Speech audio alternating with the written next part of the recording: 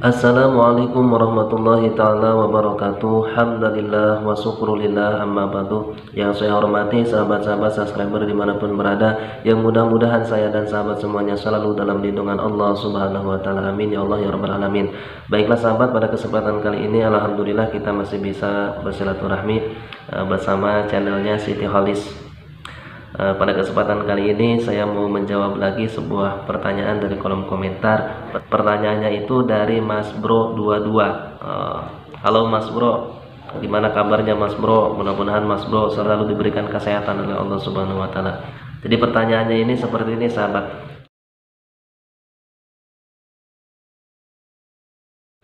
Penjelasannya detail, mudah dimengerti Kak. Jadi tambah tahu Kak, aku mau tanya hukum membakar dupa di Islam.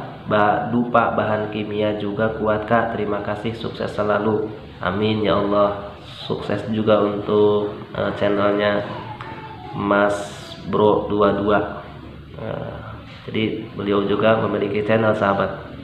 Untuk itu syukran kasiron jazakumullah, terima kasih banyak kepada Mas Bro, salam kenal dari saya Al Fakir. Terima kasih banyak sudah memberikan pertanyaan yang memang pertanyaan ini banyak sekali mengandung perdebatan di masyarakat Indonesia, khususnya untuk agama Islam. Dan juga bantu juga sahabat untuk subscribe ke channelnya Mas Bro 22. Mudah-mudahan insya Allah beliau amanah. Kunjungi saja channelnya Mas Bro 22.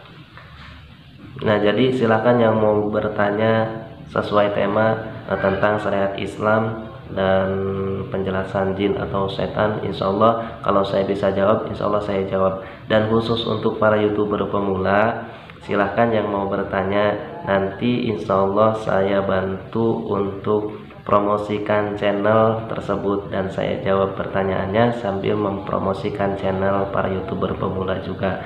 Nah, untuk itu kepada para YouTuber pemula, marilah kita saling bantu, saling dukung dan saling doakan. Mudah-mudahan channel kita bisa berkembang bersama.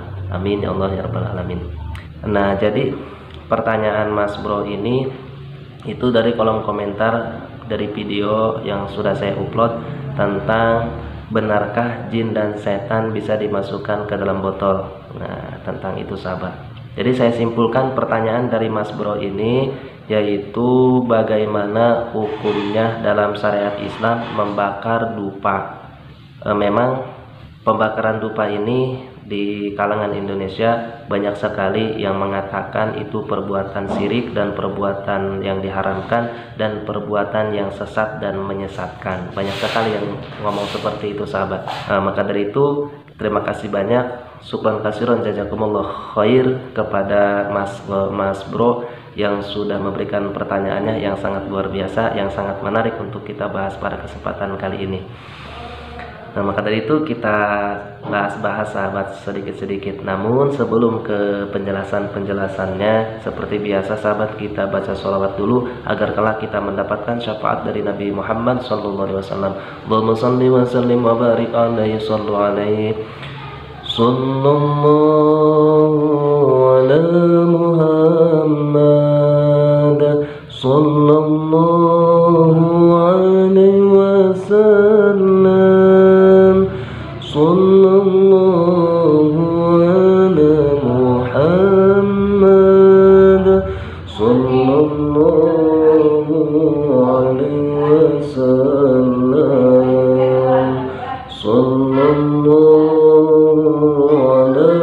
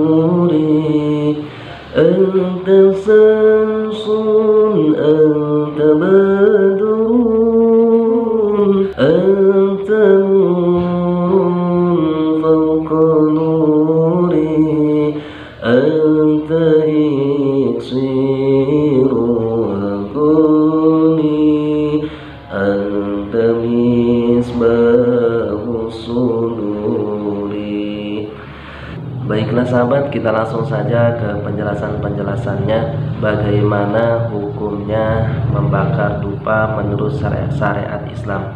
Nah, kita kenali dulu sahabat, dupa itu sejenis apa sih? Nah, dupa itu sejenis wangi-wangian yang terbuat, ada yang terbuat dari getah, ada juga yang terbuatnya itu dari kayu. Memang kebanyakan dari kayu sahabat, ya. Dan juga dupa itu memang di kalangan masyarakat ada yang menyebutkan bahwa dupa itu disebut dengan buhur, disebut dengan menyan. Nah, itu juga sama saja sama sahabat, itu juga sama, itu adalah dupa. Nah, bahkan yang saya sudah sebutkan dari awal tadi, di masyarakat Indonesia sebagian itu, bahkan umat Islam sendiri itu banyak yang menyesatkan hal tersebut. Kenapa banyak yang menyesatkan hal tersebut? Ya karena memang disalahgunakan oleh orang Islam. Maka dari itu kita bahas hukum menurut syariat Islam tentang pembakaran dupa itu seperti apa. Nah, jadi sahabat, hukum dalam syariat Islam pembakaran dupa itu hal yang diperbolehkan. Nah, saya ulangi. Pembakaran dupa menurut syariat Islam itu adalah hal yang diperbolehkan dan diwenangkan oleh syariat Islam. Karena apa? Karena memang tidak ada dalil yang melarangnya atau yang mengharamkannya terkecuali dengan tujuan-tujuan yang tertentu. Maka dari itu kita bahas hukumnya seperti apa. Nah, di masyarakat Indonesia sebagian orang Islam itu ada yang pembakaran dupa itu ada yang menganggapnya sesat dan menyesatkan, ada yang mengharamkan, ada yang mensunahkan, ada yang mewenangkan, dan ada juga yang makruhkan. Nah, jadi kita bahas yang pertama dulu. Yang ke-1 itu adalah yang sesat menyesatkan. Nah, itu sama saja ya, diharamkan. Jadi pembakaran dupa yang diharamkan itu bila mana itu membakar dupanya bertujuan niat untuk mendatangkan jin atau setan, untuk ngasih makan jin atau setan. Karena sebagian masyarakat di Islam itu ada yang beranggapan bahwa dupa itu makanannya jin dan setan.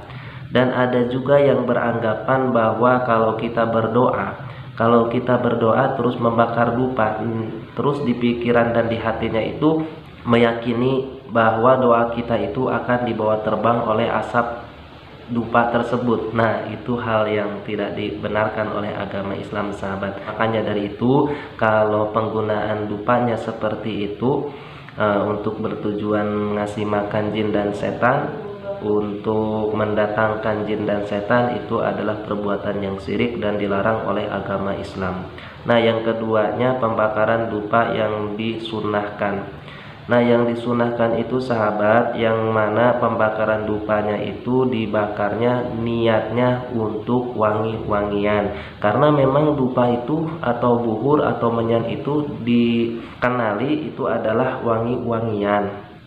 Maka dari itu ada sebuah hadis yang menyatakan bahwasannya malaikat sangat menyukai rumah yang wangi, dan malaikat sangat tidak menyukai rumah yang bau busuk. Itu pun malaikat rahmat. Kalau malaikat Azrail mah tetap saja sahabat, walaupun rumahnya bau busuk juga, kalau kita udah takdirkan untuk dicabut nyawanya, tetap aja malaikat Azrail mah turun saja sahabat ya. Maka dari itu kalau rumah kita wangi dengan dibakarnya dupa tersebut, itu hal yang sunnah. Karena memang diperintah oleh Rasul rumah kita itu agar wangi, agar terjaga kebersihannya, agar aromanya wangi. Seperti itu sahabat. Bahkan sosok Nabi pun itu sangat menyukai yang wangi-wangian. Nah, maka dari itu kalau kita niatnya untuk wangi-wangian, nah itu tidak apa-apa sahabat ya, itu disunahkan. Bahkan ini majlis saya ini, nah saya kebetulan sedang ada di majlis ini sahabat ya. Doakan saya mudah-mudahan majlis ini selalu diberikan keberkahan oleh Allah Subhanahu wa taala. yang mana majlis ini ada rutinitas pada maghrib itu ngajar anak-anak kecil, anak kampung sini, dan setiap 1 minggu sekali saya juga mengadakan zikir dan pengajian khusus untuk ibu-ibu. Maka dari itu saya mohon doanya kepada sahabat semuanya, mudah-mudahan majlis ini selalu diberikan keberkahan. Nah, di majlis ini pun saya juga sahabat suka membakar dupa atau bukhur. Nah, niatnya itu supaya ruangan majlis ini wangi sahabat, ya, tidak ada niat apa-apa, cuman supaya wangi saja, supaya tidak bau. Nah, mungkin seperti itu sahabat ya. Jadi kalau niatnya kita untuk wangi-wangian saja, nah itu disunahkan, itu tidak apa-apa ya. Nah, terus kenapa pembakaran dupa itu suka disebut makruh? Nah, kalau disebut makruh itu kalau membakar dupanya itu kebanyakan sahabat ya. Jadi di ruangan rumah kita itu atau di ruangan tamu dibakar dupanya itu banyak sekali, sehingga asapnya itu sangat banyak sahabat, sampai kita masuk ke dalamnya itu sampai sesek napas kita karena terlalu banyak membakar dupanya. Nah, itu dimakruhkan sahabat, tidak boleh ya, karena tidak boleh berlebihan. Nah, yang terakhir itu pembakaran dupa sering diucapkan bahwa itu wenang. Ya, wenang sahabat, karena memang tidak dilarang oleh agama Islam. Kalau kita nemu di jalan, misalkan kita nemu di jalan nih sahabat, nemu dupa, terus kita nggak tahu kok wangi sih, terus dibakar sama kita, benar dibakar keluar asap, wangi, asapnya dibakar doang, tidak niat apa-apa, ya tidak apa-apa sahabat ya gitu.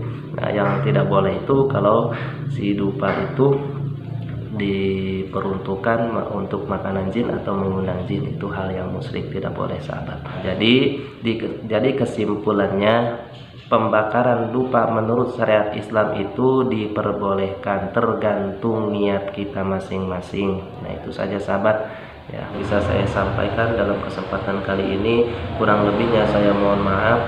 Billahi taufik wal hidayah. Assalamualaikum warahmatullahi wabarakatuh.